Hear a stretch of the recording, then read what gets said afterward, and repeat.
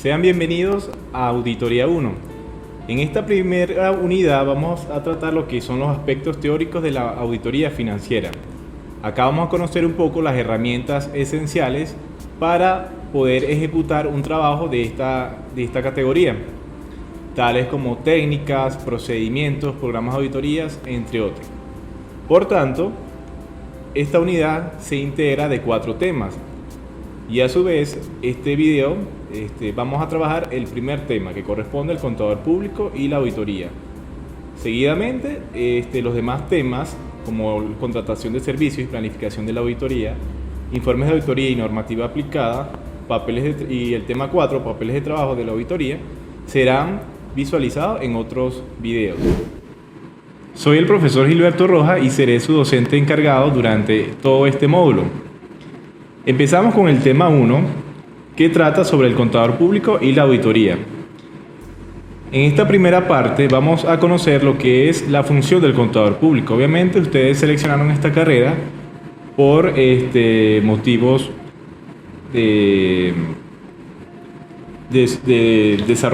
su desarrollo profesional. En este sentido, el contador pues tiene varios campos de acción al momento de poder ejercer su carrera.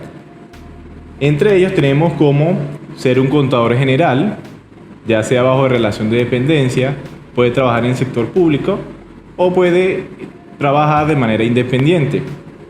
Además de esto, también puede cumplir la función de administrador financiero.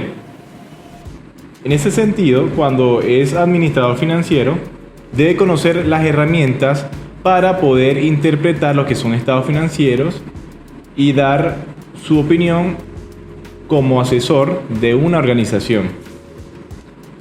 También puede ser contador de gestión empresarial, un contador de costo. Recordemos que la contabilidad de costo es una subrama de la contabilidad general, donde nosotros pues podemos estudiar lo que es la materia prima, la mano de obra y los costos indirectos de fabricación. También puede funcionar como auditor financiero, auditor operativo, auditor tributario y auditor de sistemas, como también auditor interno. Claro, la auditoría tiene varias ramas que, dependiendo de su naturaleza, pues puede participar en algunas de estas. También puede formar como contralor y contador en el área gubernamental, es decir, siendo un funcionario público en un departamento administrativo o contable, de acuerdo a las necesidades de este tipo de institución. Además de la función de perito contable como avalador de ciertas situaciones, en caso tal de una empresa de seguro que lo requiera. Ahora bien, el contador público en Venezuela, su ejercicio profesional está regulado por 3 normativas. La primera de ellas es la Ley del Ejercicio de la Contaduría Pública. Esta fue publicada en la Gaceta Oficial número 30.273 de fecha 5 de diciembre de 1973 y está conformada por 6 capítulos, como lo pueden ver acá. Tenemos las disposiciones generales, el ejercicio profesional, los organismos profesionales, que es el colegio, que es la federación, el ejercicio ilegal y las sanciones, y las disposiciones transitorias. Acá, si pueden ver en la lámina, acá tienen un link donde puede descargar esta ley. De todos modos, también la pueden conseguir en el material de apoyo. Ahora bien, acá hice una pequeña extracción de la ley correspondiente a algunos artículos en particulares. Uno de ellos, por ejemplo, el artículo 3, que me señala: es contador público a los efectos de la ley quien haya obtenido o revalidado en Venezuela el título universitario de licenciado en Contaduría Pública y haya cumplido exigido en el artículo 18 de esta ley. Igualmente son las personas a que se contrae el artículo 29, siempre que haya cumplido con los requisitos establecidos en la presente ley. Además tiene un parágrafo único que me señala los títulos de administrador comercial, contador y de contador público ya conferidos por las universidades venezolanas se equiparan a los efectos legales a los del licenciado de Contaduría Pública. Claro, esto pasa porque a veces algunas universidades el título profesional cambia. En el caso de nuestra institución es licenciado en Contaduría Pública, pero otras a veces es título contador, contador público, o la única rama de la administración que es equivalente a la Contaduría Pública es la administración comercial. Entonces cualquiera de estos 4 términos pues es lo mismo según la ley. Seguidamente, bueno, hay otros artículos. En el caso del ejercicio profesional, el artículo 6 me indica que se entiende por actividad profesional de contador público todas aquellas actuaciones que requieran la actualización de los conocimientos de los profesionales a que se refiere esta ley.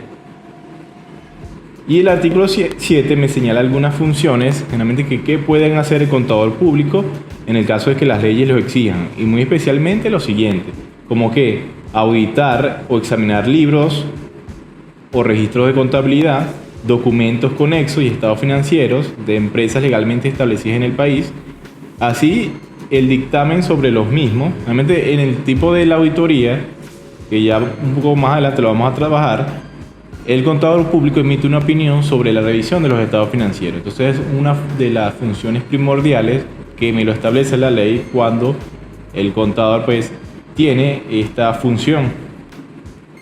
Otra para dictaminar sobre los balances de bancos, compañías de seguros y almacenes de depósito, así como cualquier sociedad cuyos títulos de valores se negocien en el mercado público de capital. Estos deberán ser publicados.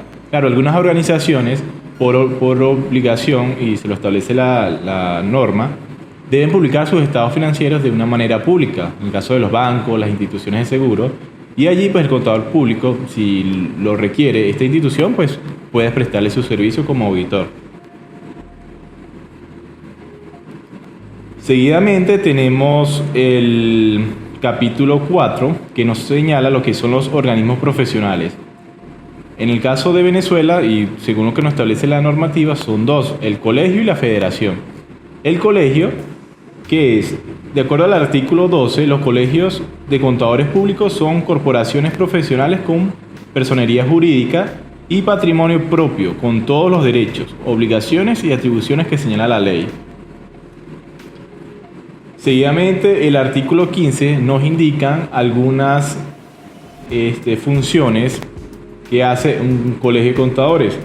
Primero, velar el estricto cumplimiento de los principios de la ética en el ejercicio de la profesión, promover el mejoramiento profesional de sus miembros y el establecimiento de relaciones con institutos profesionales nacionales o extranjeros de igual índole, entre otros.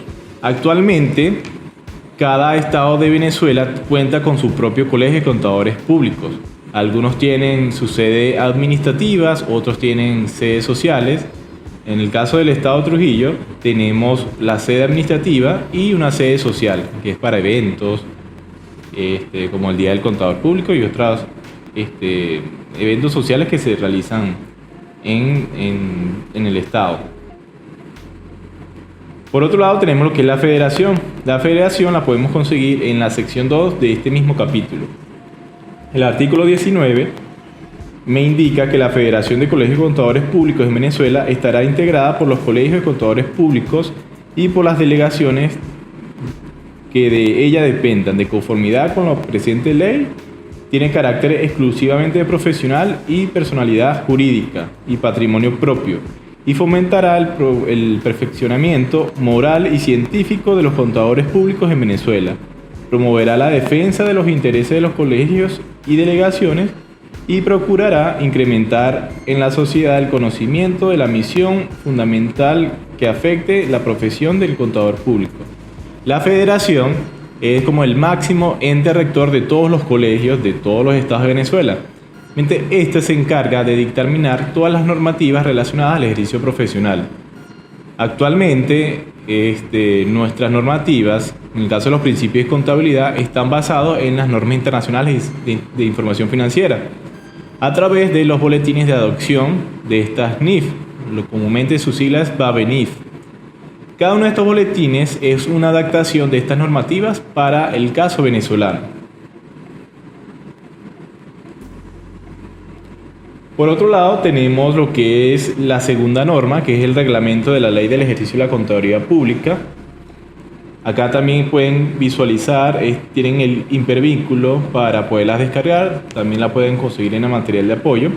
Este reglamento se compone de 5 capítulos, como disposiciones generales, la inscripción en el colegio, el ejercicio profesional, el capítulo 4, que tiene 2 secciones, los colegios y las delegaciones y la federación, y el ejercicio ilegal y de las sanciones. Acá tenemos un pequeño extracto acerca del capítulo 5, que trata sobre el ejercicio ilegal de la profesión. El artículo 61 que me establece: se ejerce ilegalmente la profesión del contador público quienes, sin poseer el título respectivo, se anuncien como contadores públicos, se atribuyan ese carácter y ostenten insignias, emblemas, membretes de tales a quienes realicen los actos o gestiones reservados por la ley a los contadores públicos. Realmente a veces puede pasar, no solamente en el área de la contaduría pública, hay personas que ejercen ilegalmente una profesión sin tener su título como tal. Otra, la número 2 me indica que quienes, habiendo obtenido el título del contador público, realicen actos de gestiones profesionales sin haber cumplido con los requisitos para ejercer legalmente la profesión o se encuentren impedidos de ejercerla. Por otro lado, vamos a ver el artículo 62, la violación del Código de Ética Profesional dictado de conformidad al artículo 1 de la presente ley. Del presente reglamento solo dará lugar a la ampliación de las sanciones previstas en el artículo 26 y 27 de la ley. La violación de las disposiciones contempladas en el artículo 11 de la ley dará lugar a la aplicación de las sanciones previstas en el artículo 26, 27 y 28 de la misma, según la gravedad de la falta, a juicio del tribunal disciplinario respectivo. En tercer lugar, ahora vamos a ver lo que es el Código de Ética Profesional del Contador Público venezolano. A diferencia de la ley y del reglamento, este Código de Ética fue promulgado por la Federación y se conforma de 7 capítulos, como las disposiciones generales, los deberes del contador público con sus clientes, los deberes del contador público con sus colegas y los deberes del contador público con su gremio.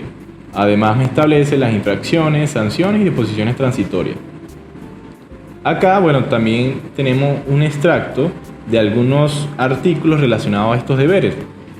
En sí, se resume en 3 tipos de deberes con terceros. Primero es con el cliente, al cual nosotros le estamos prestando un servicio. Otro es con los colegas o sus pares, los demás contadores públicos que ejercen la misma función que ustedes como contadores. Y la tercera, que es con el gremio. Lo que es el gremio sería el Colegio de Contadores y la Federación. Acá tenemos el artículo 7, que corresponde a un deber de los contadores públicos con su cliente. ¿Qué me indica? El contador público deberá celebrar con su cliente un contrato por escrito en el cual se especifique las condiciones y alcance de los servicios y lo relacionado con sus honorarios y gastos. Esto es muy esencial porque ustedes van a prestar un servicio. A veces pasa que por tener una mejor oferta, pues nosotros hacemos como ese convenimiento sin tener un documento que lo avale. Entonces es muy importante tener un contrato donde se especifique cuáles son los deberes que usted tiene como contador con sus clientes. Por ejemplo, entregarle la contabilidad los 5 primeros días, una vez que se culmine el mes. ¿Qué le va a entregar? Los libros de diario, mayor inventario, además de eso los libros fiscales, compra y venta. Por otra parte, cuáles son las obligaciones que tiene el cliente, cancelarle, supongamos, los 5 primeros días del mes, entregar su documentación original, organizada.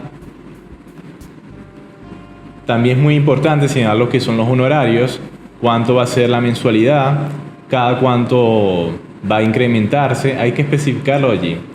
Además, también de esas situaciones que pudieran enfrentar la organización, supongamos una fiscalización por parte del CENIA. Si el error fue de la empresa, supongamos, y ya previamente el contador público le había indicado que tenía que solucionar tal inconveniente, supongamos que el RIF no lo actualizó y ya en varias ocasiones le indicó que lo hiciera. Aquí esta sanción, si ya usted como contador le indicó esto, pues ya ahí la empresa es la que debería asumir esa sanción. Ahora, si fue un error del contador, supongamos un error de cálculo en una declaración, pues ya en ese aspecto pues sí debería asumir el contador público esa sanción. Por eso es muy importante indicar todo esto en un contrato donde ambas partes pues acuerden y se firmen. Por otro lado tenemos los deberes del contador público con sus colegas. Acá tenemos el artículo 14. El contador público no deberá tomar iniciativa para gestionar directa o indirectamente trabajos de los clientes de otro contador público. Sin embargo, podrá prestar sus servicios a quienes lo soliciten y evacuar las consultas que se le hicieren en relación a estos u otro tipo de trabajo profesional. Nuevamente acá no es no tiene tanta ética de que yo me aproveche de las ventajas o debilidades que pueda tener un contador para sacar provecho de ese y quitarle esos clientes a ese colega. Lo ideal es, si en algún momento esa persona o esa empresa que tiene ese cliente, ese colega, me hace a mí una consulta, pues yo le puedo hacer algún diagnóstico de qué está pasando y bueno, ya ahí esa persona, ese cliente, pues tomará la decisión si se va con su contador o se va con nosotros, pero no desmeritarlo en ese sentido. Por otro lado tenemos los deberes del contador público con el gremio. Acá tenemos el artículo 22. El contador público no debe utilizar los medios de comunicación social para discutir los asuntos que se le encomienden. Sin embargo, puede publicar información o comentarios con fines científicos o fines de su profesión en diarios, revistas o cualquier otro medio. Generalmente un contador, bueno, desde el punto de vista académico puede hacer publicación de artículos científicos. Se puede hacer en cualquier medio de comunicación social. Pero si tiene alguna queja relacionada al gremio, pues no es ético hacerlo de manera pública. Usted puede ir directamente al colegio o en su defecto, si es muy grave el asunto, ir a la federación y hacerlo internamente. Ahora bien, pasamos ya a la segunda parte que corresponde a lo que es la auditoría, nuestro tema fundamental en este primer video. La auditoría, ¿qué es lo que busca? ¿O qué es? Esto es un proceso sistemático. ¿Por qué? Porque tiene un conjunto de técnicas previamente organizadas para poder hacer un examen crítico y representativo. Ese examen crítico puede ser parcial o total, dependiendo de cómo me lo esté solicitando el cliente. Realmente es a un sistema de información. Un sistema de información, bueno, un conjunto de elementos o datos que a través de una serie de procesos se obtiene una información. Desde el punto de vista financiero serían esos estados financieros, el resultado final de la contabilidad. Y usted como auditor pues va a revisar todos esos componentes, cuáles son las entradas, el proceso, la salida y la retroalimentación de todo ese ciclo contable, aplicando una serie de técnicas determinadas, revisiones documentales, entrevistas, inspecciones, entre otras, con el fin de dar una opinión profesional. Esa opinión profesional se divide en dos aspectos. Una, para poder apoyar a una adecuada toma de decisiones, y en segundo lugar, brindar recomendaciones a esa persona que me está solicitando este tipo de trabajo. Ahora, los objetivos de una auditoría. Esto también lo podemos estructurar en dos aspectos. Los tradicionales, que me lo indican algunos autores, tenemos primero descubrir fraudes. Los fraudes generalmente pues son intencionales. Un tercero que quiera aprovecharse de una situación, obviamente cuando hay malversación de fondos, allí el auditor pues va a detectar esas irregularidades. La segunda son errores de principios. Estos errores de principio están asociados a los principios de contabilidad generalmente aceptados en el país, obviamente, que usted está auditando. Para Venezuela serían en base a las BABENIF, que se fundamentan en las normas internacionales de información financiera. Si una empresa está ajustada a esto o no lo está. Obviamente cuando se está auditando su estado financiero. Y el tercero son los descubrir errores técnicos. Los errores técnicos, realmente errores de cálculo, que también, claro, no son tan graves, pero si hay algún error, pues usted va a verificar, por ejemplo, si hay una conciliación bancaria que se hizo mal o hay un mal cálculo en cuanto a una declaración, no coincide lo que está en un libro contable con una declaración del impuesto sobre la renta, por ejemplo. De igual forma tenemos los objetivos adicionales actuales, como que determinar si existe un sistema de información que proporcione datos pertinentes y fiables para la planeación y control. Finalmente, si ese sistema de información que tiene una empresa se adecua y le brinda la información suficiente para tomar decisiones. Esos sistemas de información pueden ser manuales, pueden ser computarizados, no necesariamente para hacer un sistema de información tiene que ser una computadora, no. Hay empresas que actualmente a la fecha pues tienen contabilidades manuales, eso también es un sistema de información, claro, no son tan automatizados como un software de contable, pero igualmente cumple con los mismos principios de un sistema. 2. Determinar si el sistema de información produce resultados, es decir, planes, presupuestos, estados financieros e informes de control dignos de confianza, adecuados e inteligibles para los usuarios. Y efectuar sugerencias que permitan el control interno de la entidad. Obviamente acá, usted una vez que esté haciendo estas revisiones, usted va a dar un informe acerca de su opinión profesional, observaciones y recomendaciones de lo que va encontrándose en este tipo de trabajo. Por otro lado, pasamos a lo que son las etapas de la auditoría. La auditoría, indistintamente del área, tiene 3 etapas. ¿Por qué indistintamente del área? Porque la auditoría pues tiene distintos campos de acción. No solamente está limitada al contador público. Hay auditorías desde el punto de vista legal, que puede participar un abogado. Hay auditorías de sistemas, donde puede participar un ingeniero de computación, ingenieros de software relacionados a ese tema. Pero si lo vemos desde el punto de vista de la contaduría pública, tenemos auditoría financiera, auditoría tributaria, que generalmente son nuestros campos de acción, o incluso la auditoría integral. Indistintamente del campo, pues todos deben tener esta misma estructura, estas mismas etapas como tal. La primera es la planeación. La planeación consiste en ¿qué? En definir qué es lo que vamos a hacer. Una vez que usted se planifica y ambas partes están de acuerdo, se firma un contrato y cuánto es la duración de esta auditoría, pasamos a lo que es la ejecución. La ejecución ya es el desarrollo. Allí vamos confrontando lo planificado con lo que se está desarrollando. Aplicamos una serie de técnicas de acuerdo al rubro que estamos analizando. Y por último, una vez que ya usted ejecutó, tenemos lo que es el informe. El informe ya es la fase final, donde usted emite su opinión profesional, que puede ser una opinión limpia, con salvedades, una opinión negativa, o incluso se abstiene de opinar, porque puede pasar que en este tipo de trabajo los trabajadores no colaboraron con ese trabajo, sobre todo si lo vemos en el sector público.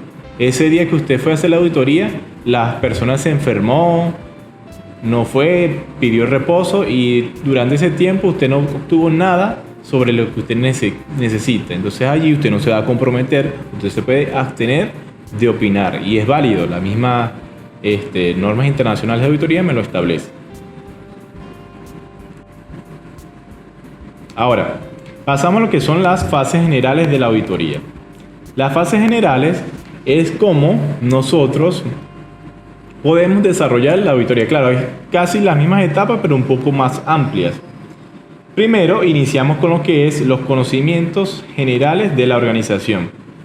Acá, obviamente, cuando surge este trabajo, yo como auditor, supongamos, me reúno con ese gerente, con ese presidente o esa junta directiva que requiere mis labores para hacer esa función de auditor. Seguidamente tenemos lo que es el establecimiento de los objetivos generales del examen. Acá nosotros procedemos a hacer lo que es el programa de auditoría. Allí en los objetivos nosotros vamos a clasificar el trabajo. Si estamos auditando toda la situación financiera, ella se conforma de activo, pasivo, patrimonio. Podemos subdividir un objetivo para cada uno. Y en cada uno de estos pues vamos a comprobar la veracidad de esa información financiera. En tercer lugar tenemos la evaluación del control interno. El control interno, algunas empresas tienen su propio departamento de auditoría interna, realmente las grandes entidades o quizás algunas medianas.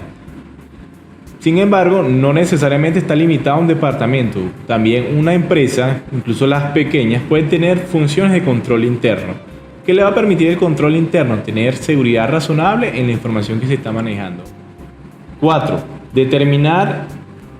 Determinación de las áreas sujetas al examen. Obviamente usted le está indicando, bueno, voy a auditar la situación financiera. ¿Cuáles son los departamentos que se involucran allí? Aparte de contabilidad, que sería el primordial, ¿qué otras áreas? Principalmente si hay un departamento de tesorería o un departamento de pagos, el departamento de administración, departamento de compras, departamento de bienes, todo lo que forma parte de la gerencia administrativa de una organización. 5. Conocimiento específico de cada área a examinar.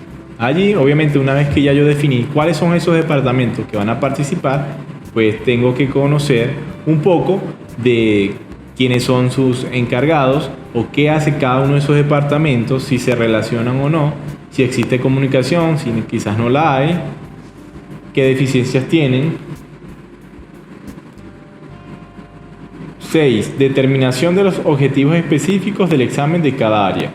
Obviamente que ya nosotros realicemos este diagnóstico previo, continuamos con las áreas específicas. Ya allí, supongamos tenemos el área de activos. Auditamos que bancos, caja chica, cuentas por cobrar, inventarios, activos prepagados. Por otro lado, los activos no corrientes, la propiedad, planta y equipo, activos intangibles, activos financieros, activos biológicos, si es una empresa agropecuaria, supongamos, entre otros. Y en cada una de estos, pues nosotros en el paso 7 vamos a determinar los procedimientos de la auditoría. Es decir, ya que yo tenga subdividido esas áreas, ahí vamos a fijar cada uno de los procedimientos. Claro, pueden variar dependiendo de cada área. 8. Elaboración de los papeles de trabajo.